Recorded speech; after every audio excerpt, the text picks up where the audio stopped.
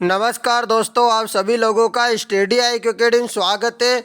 आज आपके लिए जो है महत्वपूर्ण अपडेट बताने वाला हूं। अपडेट में ग्राम सेवक भर्ती परीक्षा यानी कि ग्राम विकास अधिकारी परीक्षा को लेकर आपको बताने वाला हूं। तो चेतावनी यह है कि आपको आसपास किसी भी प्रकार का OMR सीट को खाली छोड़ने का केस नज़र आए तो आप लोगों को उनका रोल नंबर जो है अपने पास नोट करके रख लेना है कि आपके पास जो है कोई बच्चा बेटा है तो उसका ध्यान रखना है। सबसे पहली बात आप लोगों के लिए, ठीक है, तो ये बात ज़रूर करना है। साथ ही में कोई चीटिंग तो नहीं कर रहा है, क्या वो बेटा बेटा बातें कर रहा है या नहीं कर रहा है, क्या उसके कान में ब्लूटूथ हो सकता है, तो आप ध्यान दें उसकी लिप्स की तरफ कि वह कहीं बातें तो नहीं कर रहा है फ़ोन पे।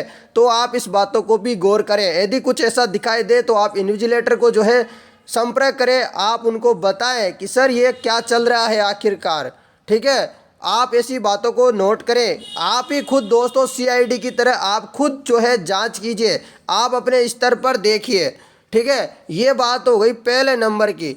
दूसरे नंबर की बात है OMR सीट। OMR सीट को लेकर बहुत सारे बच्चे गलतियां कर देते हैं, ठीक है। रोल नंबर भरने में कोई गलती कर दिया आपने या कुछ काटा पीसी कुछ कर दिया तो सीधे सीधे आपके 5 नंबर OMR सीट भरने में गलती मिस्टेक के कट जाते हैं। OMR सीट में लिखा होता है ये निर्देश, तो आपको इस बात का ध्यान रखना है, ठीक है। आपको OMR सीट भरते समय किसी भी प्रकार की कोई गलती नहीं करनी है। कोई समझ में नहीं आए तो आप इन्विजिलेटर के यानी कि जो वहाँ शिक्षक है आपको परीक्षा दिलवा रहा है उससे आप पूछ सकते हैं।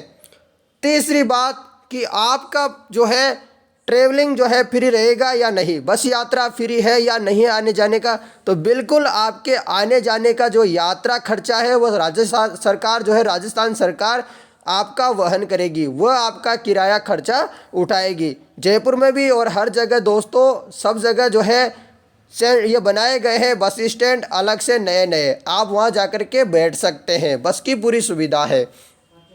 चौथी बात की हम बात करें कि आपको अंतिम एक दिन में क्या पढ़ना चाहिए, ठीक है, या अंतिम कुछ घंटों में कुछ मिनटों में आपको क्या पढ़ना चाहिए। क्या आपको नया पढ़ना चाहिए या नहीं, तो बिल्कुल यदि आपको नया कंटेंट मिल रहा है कहीं से पढ़ने को तो उसको बिल्कुल भी ना पढ़े, उसको बिल्कुल छोड़ दें, नहीं तो आपकी जो तैयारी है वो बिल्कुल पानी फिर जाएगा दोस्तों तैयारी पे। क्योंकि आपको ऐसा लगेगा नया कंटेंट पढ़ेंगे और आपको यदि उसमें से 4-5 क्वेश्चन नहीं आए तो आपको ऐसा लगेगा कि मैंने कुछ नहीं पढ़ा है, मेरी तैयारी बिल्कुल कमज़ोर है, तो आपका क्या हो जाएगा, मनोबल गिर जाएगा। क्या होगा, मनोबल गिर जाएगा। तो ऐसे काम आपको बिल्कुल नहीं करना है। तो फिर क्या करना है सर हमें, तो बिल्कुल आपको मैं बता रहा हूँ आपको क्या करना है वो जानकारी भी। तो आपको किस बात पे ध्यान देना है वो मैं आपको बताता हूँ। आपको ज़रूरी यह है कि आपने जो पढ़ा है अब तक उसका रिवीजन करना है। आपके पास शॉर्ट नोट्स है तो सबसे बेस्ट है, ठीक है। आपने इतना बड़ा पढ़ा है सिलेबस, आपने मैथ रीजनिंग हिंदी इंग्लिश, आपने GK साइंस सब कुछ, आपने करंट सब कुछ मिला के आपने पढ़ लिया है। अब उसमें से आपने कुछ शॉर्ट नोट्स बना लिए थे तो उनको पढ़ना है सबसे पहली बात। यदि आपने वह नहीं बना है तो आपको ऐसा सब्जेक्ट पढ़ने हैं, सारे सब्जेक्ट तो आप पढ़ नहीं पाओगे एक दिन में या कुछ घंटों में, तो आपको ऐसे सब्जेक्ट पढ़ने जो ज़्यादा नंबर के आ रहे हैं, यानी कि आपको रिवीजन करना है मात्र, आपको नया कंटेंट नहीं पढ़ना है। कोई टीचर आपको उपलब्ध करा रहा है, बोल रहा है कि ये इंपॉर्टेंट है भाई इसको पढ़ ले, पेपर से पहले आएगा, क्या उसके किसी ने देखा था पेपर, ठीक है, नहीं, किसी ने नहीं देखा पेपर की पेपर में क्या आने वाला है।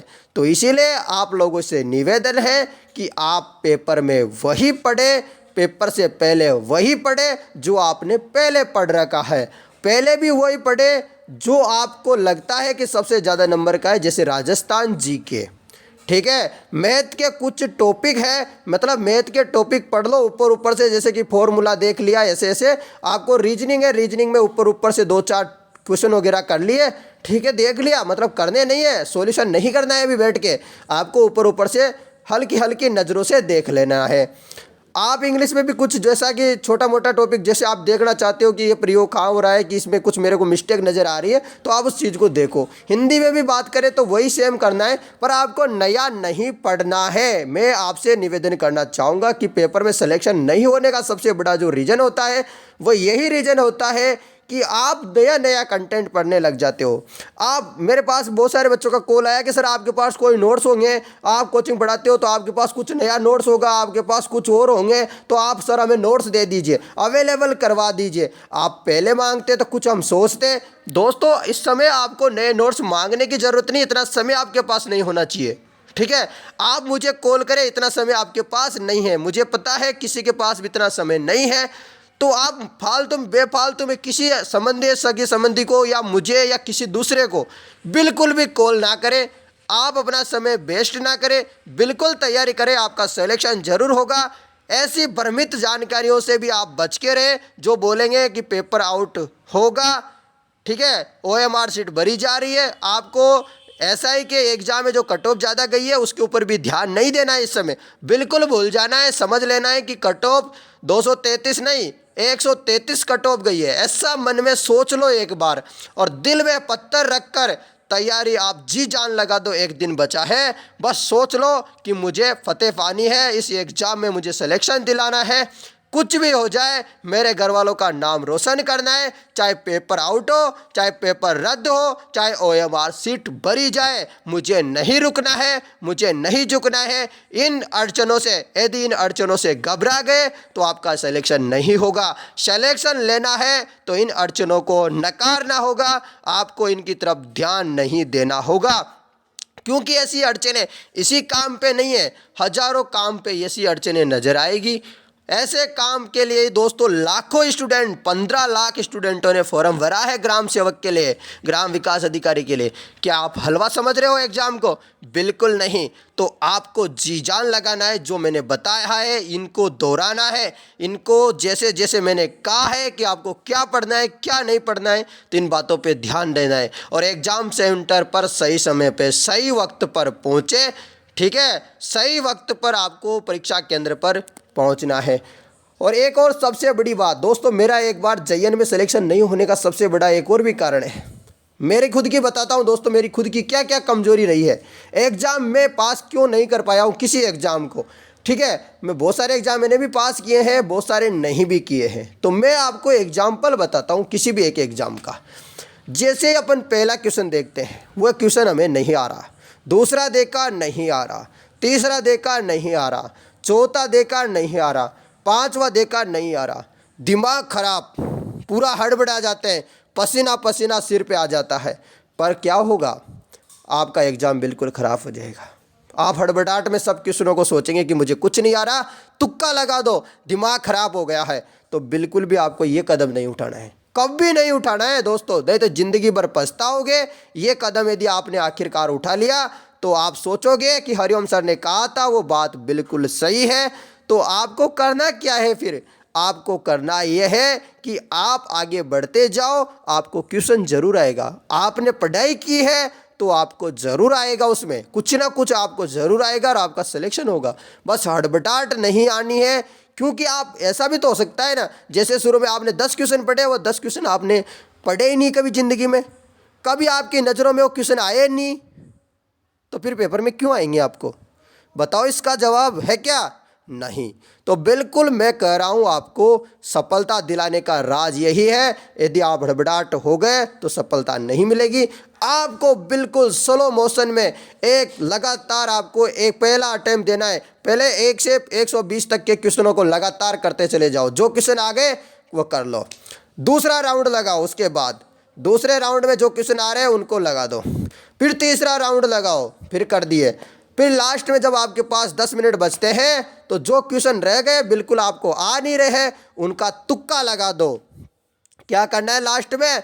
तुक्का लगाना है। तो पहले तुक्का नहीं लगाना है मित्रों, आपको 2-3 राउंड लगाने हैं कि हाँ 2-3 राउंड तक मैं पेपर को कर रहा हूँ, 1-2 क्वेश्चन आते जा रहे हैं मुझे याद, तो आपको ऐसे पेपर करना है मित्रों। और मैं आपसे हाथ जोड़ के निवेदन करता हूँ कि इस वीडियो को शेयर कर दो, किसी भाई का किसी बहन का भला हो सकता है। दोस्तों, मैं इसमें जो बातें बता रहा हूँ रियल है, खुद की कहानी समझ लो मेरी या किसी दूसरे की कहानी समझ लो। ये बिल्कुल मैं आपको असलियत बता रहा हूँ, जो पेपर में घटना घटती है, खुद मेरे साथ भी घटी है और दूसरों के साथ भी घटती है। मैंने बहुत बच्चों से पूछा है कि सर आपका सिलेक्शन क्यों नहीं हुआ, और बहुत सारे बच्चों से ये भी पूछा है कि आपका सिलेक्शन आखिरकार क्यों हुआ।